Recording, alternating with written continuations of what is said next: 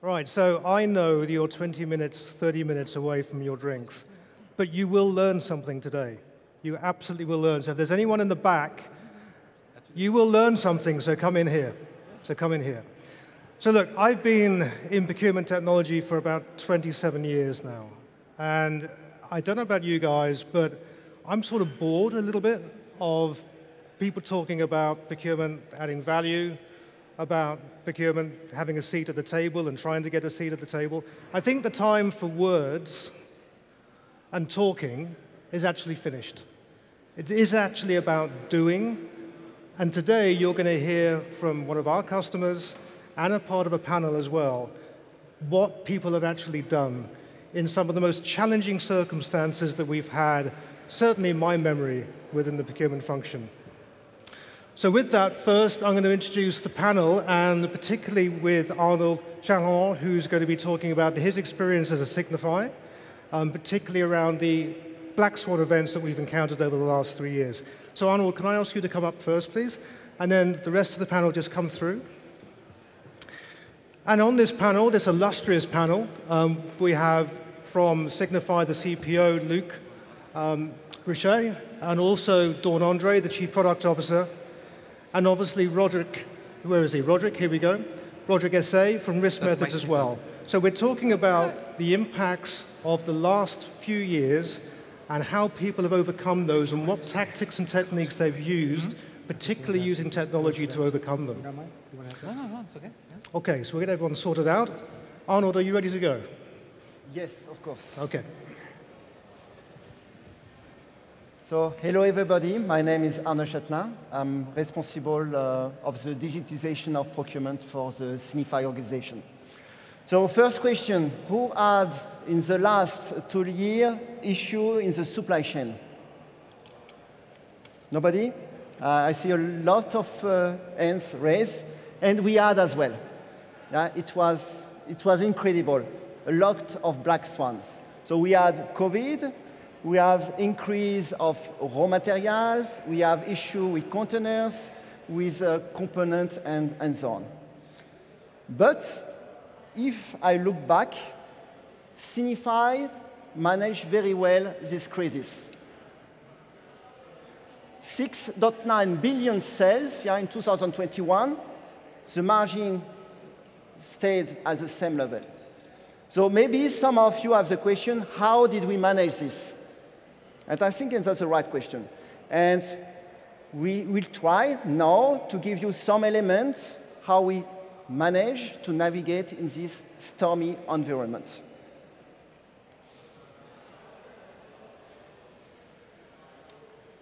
Luc?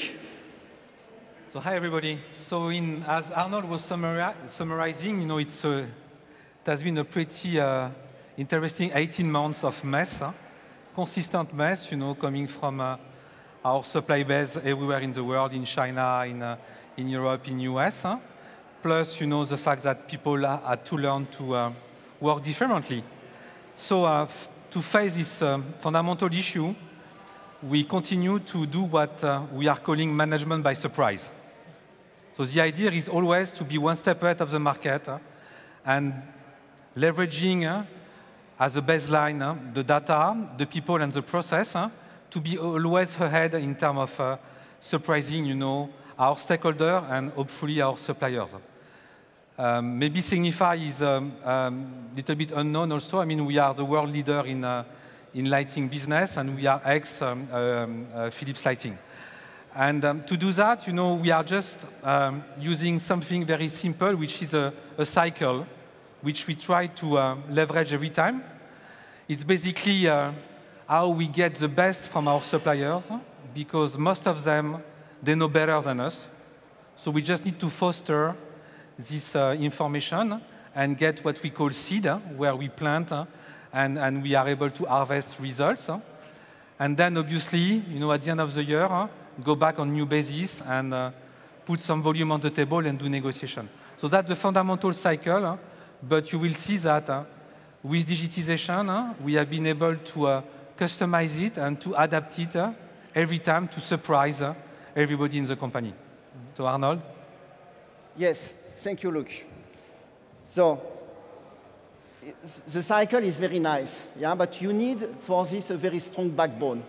And for this, we choose our partner, JAGGAER, yeah, and JAGGAER delivers us all the tools that we needed to drive our negotiation cycle. So e-signing, e-RFQ, e-auctions, contract management, and savings management as well, which is very important, and everything in less than 2 years. So we were able, yeah, in this short period, to digitalize completely our procurement organization. But it was not only this. Yeah? Luc talked about surprising our management, yeah, because we had a lot of things unpredictable. And we build up, based on this black swan, another layer of cloud platform to support our digitization according to our needs. So for example, yeah, we needed in this difficult time to have a lot of innovation from our supplier. Yeah? How can you help us to survive in this crisis?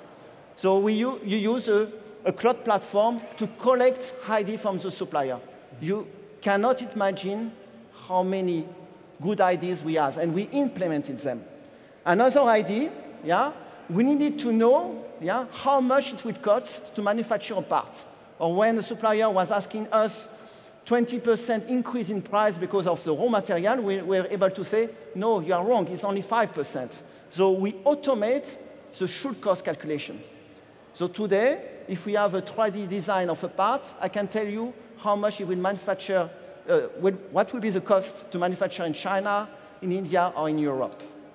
What we did as well, we wanted to be alerted immediately if something is happening in the world. So we leverage here another partner, which is riskmethods, yeah? And we were able, when something is happening in the globe, to be informed immediately and take actions. So we were calling our supplier, do you have an issue? Can we help you? And finally, yeah, sometimes yeah, we had difficulty to find components on the market. We built up a dedicated teams to find this component. We were very successful. And in some cases, we had as well excess of inventory that we needed to sell on the market. And what we did, in a few months, we built a marketplace to manage this challenge. So to summarize, yeah? So navigating in stormy water is not only about digitalization is tool, yeah? It's the capability to have an ecosystem of cloud platform around your backbone and to have specialist team to address the issue and, of course, dedicated process. So now I'm moving a bit more in technical details, yeah, because some of you could be interested in this. What you see on the screen is the journey of a buyer, yeah, all the different processes that we have. It is how we digitalize. We identify where we have issues in the process and where we can use digitalizations to help in this issue. We see we have still some white spots, yeah, but we are working on it. What we did as well, we included, yeah, a level of automation, yeah, using RPA, yeah, to connect certain tools with each other. So that's, we are currently doing this. The future, the next 2 years, we'll work towards, I would say, cognitive platform or autonomous procurement. More or less, we want to have a backbone which will tell us what to do. We don't tell him what he needs to do. He tells us what we need to do. He tells us, yeah, you need to do an RFQ on this. This backbone as well is able to negotiate in our behalf on the own. That's the future of procurement for Signify. That's all. Thank you. Great. Thank you, Arnold. OK, so we're now going to move into the panel debate. So we've heard a little bit around how what is a very mature procurement organization has reacted into a number of different areas. But from a technology perspective, and I'm going to ask Luc first, from a technology perspective, how did you use technology to really mitigate and overcome some of these challenges you had around the Ukrainian war, around some of the trade issues, around, obviously, the pandemic. How did you effectively use technology to overcome those? And where do you see as the current gaps in the future? Yeah, I think it's all those tools are really enablers which we are leveraging every day. The main concern, is not the tool, is not the quality of the data, is how we are able to react fast to this issue and how we can onboard, as much as the people. I mean, the saving, on the world of lamp is very difficult. When you see a light bulb, you don't have that many opportunities of saving. It's not an MRI or a jet engine. So you need to be really sure that your people embrace the technology. And for that, we need to be very advanced in adoption, how we use and we make it the way we work. And we make all the tools which was presented by Arnold as a minimum basis for everybody.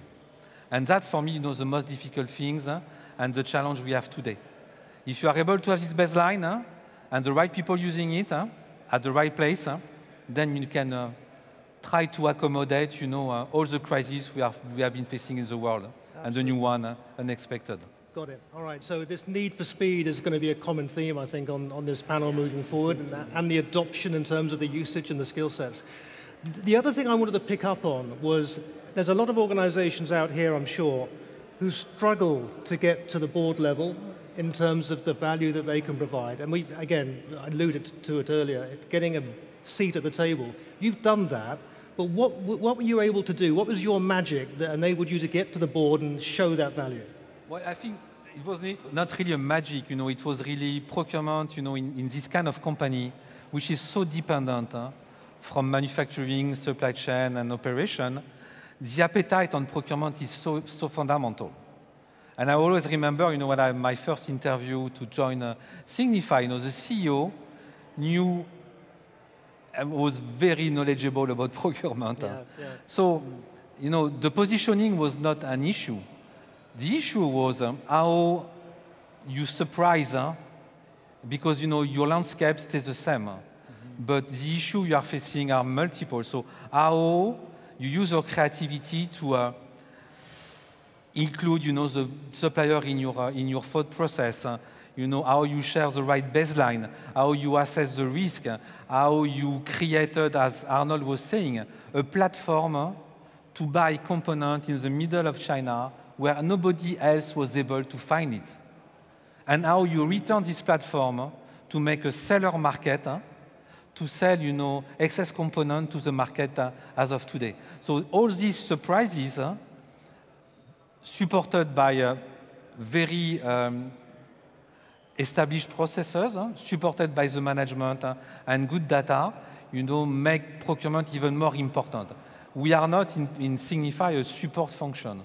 We are more than an enabler, and there are very few companies which are like that. Yeah, I agree, and I think also the other thing I found was the comment from your CEO around your sustainability index rating and the work that you're doing on net carbon emissions and electricity power reductions. Very impressive. Yeah. Let's move across into the technology. Dawn Andre, the Chief Product Officer of JAGGAER. Dawn, I'll start with a challenging statement, and I think Kai from Accenture said it earlier as well, which is there is not one and never has been a source-to-pay platform that is delivered to the expectations of a buying community. You guys would probably think that's correct as well.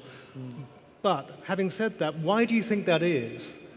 And what does technology need to do now to be able to meet the expectations of the buying community? Yeah, I think the criteria that procurement professionals are using to make decisions today is expanding, and it's different based on where you are in the department, what you're purchasing, and it's not the same. It's not cookie cutter.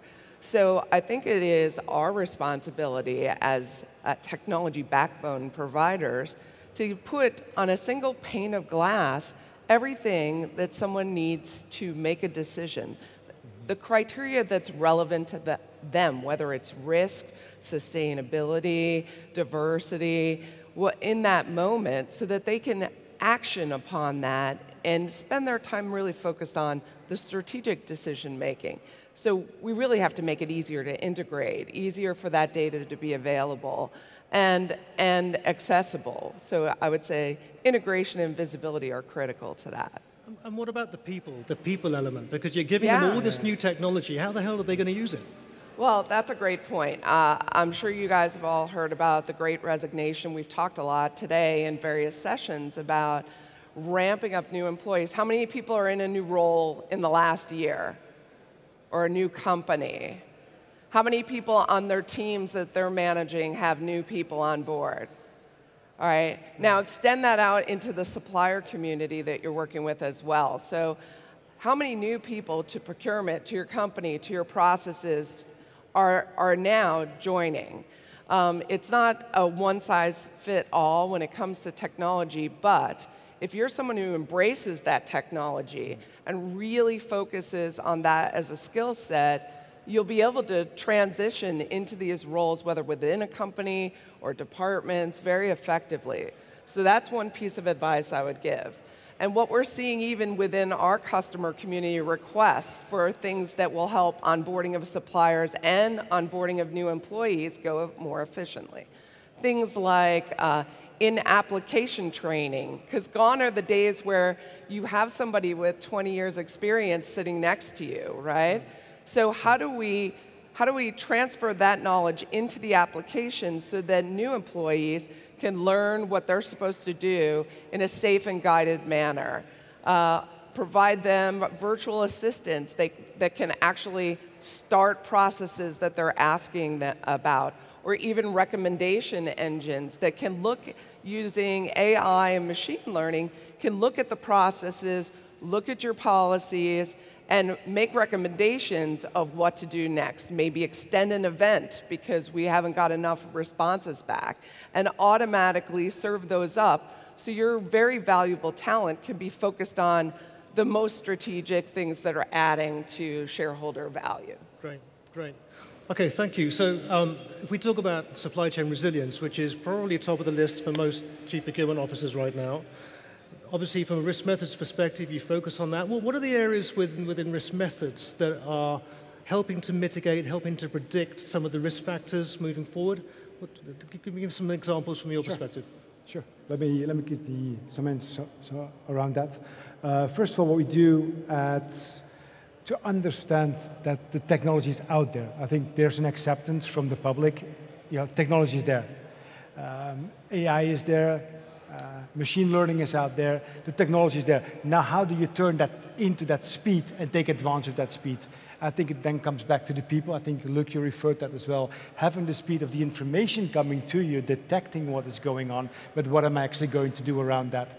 So you got a couple of ideas around that. So what we do at Risk Matters, we first of all take your information from your supply chain and then build that out into a digital, we make a copy of your supply chain to get that visualization. And the supply chain is about your suppliers, it's about your customers, it is about the hubs that the product is moving through. That already starts to give you an idea about where I'm actually seeing exposure, certain threats that are coming in. You also look at your customers, you also look at your own sites. In many cases, we will see that their own sites are suppliers one way or another as well. As soon as you got that digital platform and start to see what is going on, that makes it relevant. So what we will start to do at that moment, applying that AI, applying that machine learning, and getting that information to the organization, that relevance, just for the audience, is based upon what is important to Signify. The next step is, that's the first speed. We can deliver that 24/7 monitoring goes out and give you those advice about natural hazards, for example. It could be border closures, things that we have seen during the COVID and the Ukraine unfortunate periods. But that is definitely, I think everybody has seen the scars around that part. The second part is then, what is the organization going to do with that? How fast is that organization going to respond? Because it is nice when you know something, but executing to it is probably the key response to it. And that's definitely what we are trying to achieve it together with our customers. So first of all, yes, the technology is there, but take advantage of that technology, accept it, make it come together. There's probably multiple solutions out there that interconnect. Yeah, so this is actionable insight then, Dawn, we were talking about earlier around that artificial intelligence. And I think artificial intelligence today is a very different place than it was a few years ago when people spoke about it and there was a bit of vision. It's a reality now, right? Yeah, it's definitely something that, as we bring more and more information to a decision maker, it's actually borders on potentially, without AI and machine learning, information overload. So it's time for technology companies to leverage the ability to sort through what's most relevant, what's most important, and serve that up to the decision maker in a way that's relevant for them and meaningful in the moment. So I think that's an important part of AI and machine learning, is really not to eliminate someone's responsibilities, but really maximize the value that they can bring, right? And save them time, speed to value. And that's one of the ways that you could look as a use case in every aspect of procurement. And so I'm going to come back to you, Luc, here, because I think you're going to have an expectation about how vendors work together moving forward. And I think, again, there's a responsibility on the vendors in the room here and other places as well around how we collaborate to be more proactive to a buying community, to a procurement officer. Well, what are you expecting moving forward about how vendors work together and how they provide solutions to you? Well, I think it's, you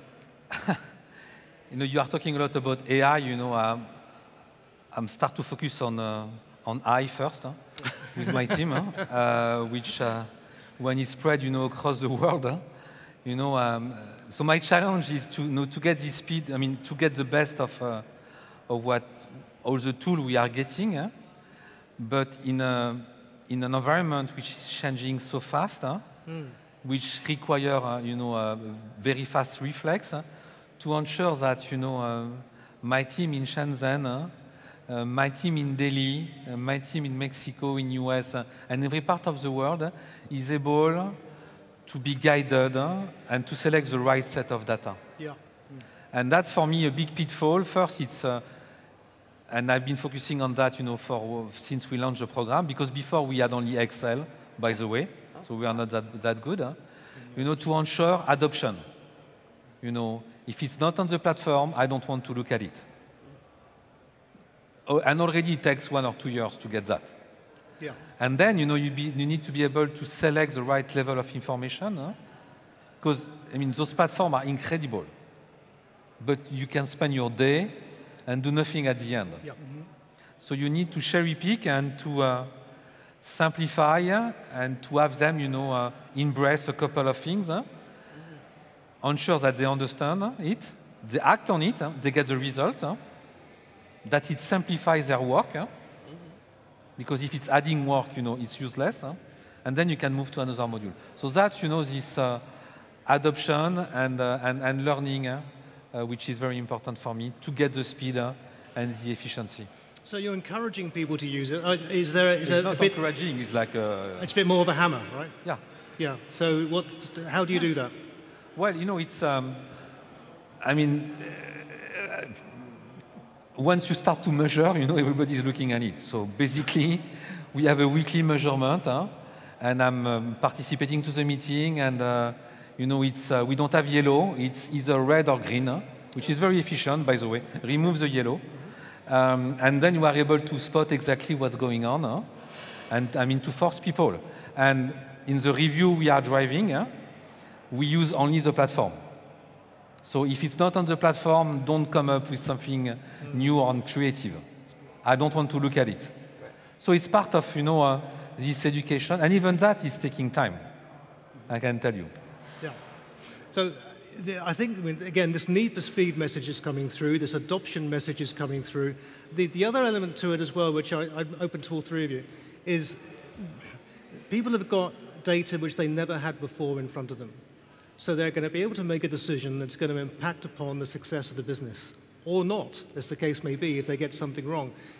Is the mindset there to enable them to do that type of action? Because it's a very different world to the old procurement world. This is now an actionable thing where they're making a difference to their business. Does that need to be taken into account, or? I think it's my best selling point about procurement, It's, if you want love, you don't do procurement. if you want, you do marketing and stuff like that. If you want to be able to design, reshape, be creative, procurement is the place to be. Because basically, we can do whatever we want.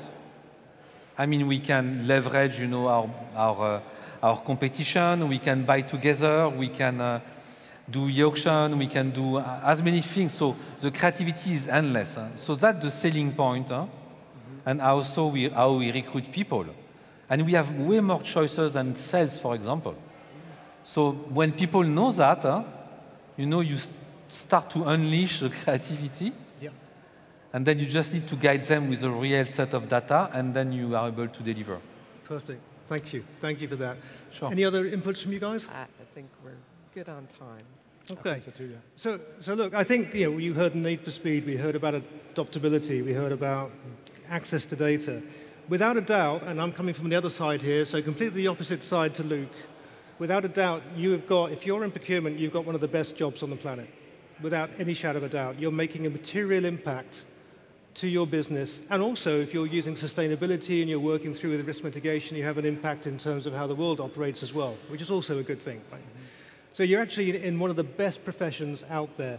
I think my challenge and as a panel's challenge to you is to think about how you can get closer to your IT guys, get close to your CTO, understand technology, because if you do that, that will enable you to advance your career in a way that you probably wouldn't do if you did not. So your career will absolutely thank you for getting closer to your technology vendors and understanding what's in the market today. All right, that's it from us. Thank you very much indeed for all your time. Thank you. Thank you.